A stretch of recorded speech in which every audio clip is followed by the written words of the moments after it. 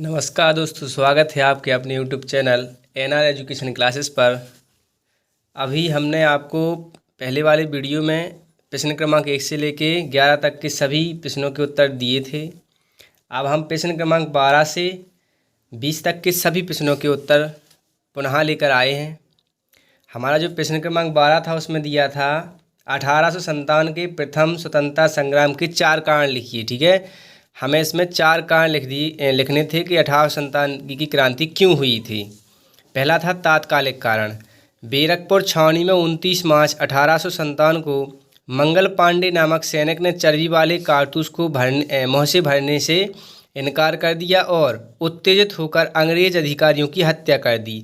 फलस्वरूप उसे बंदी बनाकर 8 अप्रैल 1857 को फांसी दे दी गई। दूसरा कारण था राजनीतिक कारण। अंग्रेजों की राज्य विस्तार की नीति के कारण भारत के अनेक शासकों और जमींदारों में असंतोष व्याप्त हो गया था। लॉर्ड वेलेस्ली की सहायक संधि व्यवस्था और लॉर्ड डलहौजी की हड़प नीति के कारण अनेक राज्यों का अंग्रेजी साम्राज्य में जबरदस्ती विलय कर लिया गया। तीसरा इसका कारण है सामाजिक और धार्मिक कारण। कंपनी शासन की सामाजिक एवं धार्मिक नीति के कारण भारतीय जनमानस असंतोष व्याप्त हुआ। जनता में भय उत्पन्न हुआ कि ब्रिटिश शासन उनके धर्म तथा रीति रिवाजों को नष्ट करने पर तुला हुआ है। ठीक, और इसका जो चौथा कारण था आर्थिक कारण। अंग्रेजों द्वारा लागू की गई भूमि व्यवस्थाओं ने किसानों को नष्ट कर दिया था। अत्यधिक करों के भार के तले दबे हुए भारतीय कृषकों की हालत निरंतर गिरती जा रही थी। परिणाम यह हुआ कि कृषक साहूकारों के चंगुल में फंसकर कर्जदार हो गए। सरकार ने इंग्लैंड में तैयार माल की खपत भारत में बढ़ाने के लिए भारत के करघा और हस्तशिल्प कुटीर उद्योगों को बर्बाद कर दिया। ये हमारा क्वेश्चन क्रमांक 12वां था। क्वेश्चन क्रमांक हमारा 13वें में दिया था कि जो भारत का जो संविधान है लिखित एवं विस्तृत क्यों है, संक्षिप्त में लिखना था। ठीक है, तो जो भारत के लिखित एवं विस्तृत होने का निम्न कारण थे। पहला कारण था इसका कि भारत विविधताओं वाला देश है, अतः संविधान निर्माताओं ने हर प्रावधान को स्पष्ट रूप से लिख दिया है ताकि कोई विवाद ना हो। दूसरा इसका कारण है संघीय शासन अपनाने के कारण केंद्र एवं राज्य की शक्तियों के विभाजन की तीनों सूचियाँ, संघीय सूची, राज्य सूची एवं समवर्ती सूची को विस्तार से लिखा गया है। इसका जो तीसरा कारण था अनुसूचित जातियों तथा अन्य पिछड़ी जातियों की सुरक्षा के लिए संविधान में व्यवस्था की गई है। यह विश्व के किसी भी अन्य संविधान में नहीं है। और चौथी जो इसका कारण था चौथा, नागरिकता, राष्ट्रभाषा, सार्वजनिक सेवाओं तथा न्याय व्यवस्था के बारे में विशेष प्रबंध किया गया है। प्रश्न क्रमांक जो हमारा 14वां था उसका अथवा था मुद्रा के प्रमुख कार्य लिखिए। ठीक है, तो मुद्रा के प्रमुख कार्य निम्न है। पहला कार्य है विनिमय का माध्यम। ठीक है, तो वस्तुओं एवं सेवाओं का क्रय विक्रय विनिमय के माध्यम से मुद्रा के रूप में होता है। दूसरा जो इसका मूल्य का मापन, दूसरा कार्य इसका है मूल्य का मापन। वर्तमान में प्रत्येक वस्तु एवं सेवा का मुद्रा के रूप में सभी वस्तुओं का मूल्य मुद्रा में ही व्यक्त किया जाता है। यह मुद्रा का महत्वपूर्ण कार्य है। क्वेश्चन क्रमांक हमारा जो 15वां है, 15वें में पूछा गया था निर्यात संबंधन एवं आयात प्रतिस्थापन का अर्थ स्पष्ट कीजिए। निर्यात संवर्धन का अर्थ निम्न है। पहला, निर्यात संवर्धन की प्रक्रिया में विपरीत में वृद्धि के लिए पुराने निर्यातकर्ताओं को एवं नवीन व्यक्तियों को प्रोत्साहित किया जाता है। ठीक, और आयात प्रतिस्थापन की प्रक्रिया में विदेशों से आयात की जाने वाली वस्तुओं के स्थान पर उनका कोई निकट स्थापन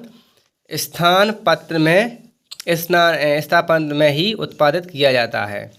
इसके बाद क्वेश्चन क्रमांक हमारा 16वां था वनों से होने वाले लाभ लिखिए। ठीक है, तो वनों से होने वाले लाभ निम्न है। पहला है लकड़ी की प्राप्ति। वनों से सागौन, साल, शीशम, देवदार, चीड़ आदि जो लकड़ियां हमें प्राप्त होती हैं, जो बहुमूल्य इमारती लकड़ी मिलती हैं, जिससे भवन निर्माण, सजावट, फर्नीचर निर्माण में उपयोग होता है। उपयोगी वस्तुओं की प्राप्ति। वनों से लाख, चमड़ा, गोंद, शहद, कत्था, मोम, छाले, बांस व वैध जड़ी बूटियाँ व जानवरों के सींग मिलते हैं। ठीक है। आधारभूत उद्योगों के लिए कच्ची सामग्री, वनों से प्राप्त सामग्री से कागज उद्योग, दिया सिलाई उद्योग, लाख उद्योग, मोम उद्योग, चमड़ा उद्योग, रेल उद्योग एवं औषधि उद्योग आदि विकसित हुए हैं। हमारा जो क्वेश्चन क्रमांक 17वां था, भारतीय संविधान की कोई 5 विशेषताओं का वर्णन कीजिए। तो पहली विशेषता है लिखित एवं विस्तृत संविधान। भारत का संविधान लिखित एवं निर्मित संविधान है। भारत का संविधान विश्व का सबसे विशाल संविधान है। भारत के वर्तमान संविधान में 395 अनुच्छेद हैं और 12 अनुसूचियां हैं जो 22 भागों में विभाजित हैं। दूसरी इसकी विशेषता है संपूर्ण प्रभुत्व संपन्न। संपूर्ण प्रभुत्व संपन्न का अर्थ यह है कि भारतीय कंपनी आंतरिक व भारत अपनी आंतरिक व विदेश नीति का निर्धारण स्वयं करेगा। भारत पर किसी विदेशी सत्ता का अधिकार नहीं होगा व भारत अंतर्राष्ट्रीय क्षेत्र में अपनी इच्छानुसार आचरण कर सकता है। दूसरा था मौलिक अधिकार एवं मूल कर्तव्य। भारत के संविधान में नागरिकों के मौलिक अधिकार एवं मौलिक कर्तव्यों का प्रावधान किया गया है।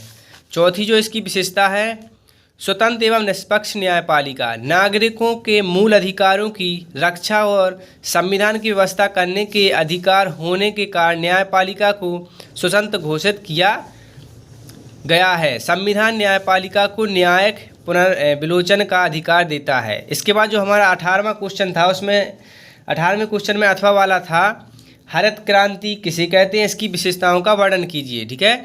तो हरित क्रांति का तात्पर्य कृषि उत्पादन में उस तीव्र वृद्धि से है जो अधिक उपज देने वाले बीजों, रासायनिक उर्वरकों व नई तकनीक के उपयोग के परिणामस्वरूप हुई है। विशेषताएं अधिक उपज देने वाले बीजों एवं रासायनिक उर्वरकों एवं कीटनाशकों दवाओं का प्रयोग हुआ।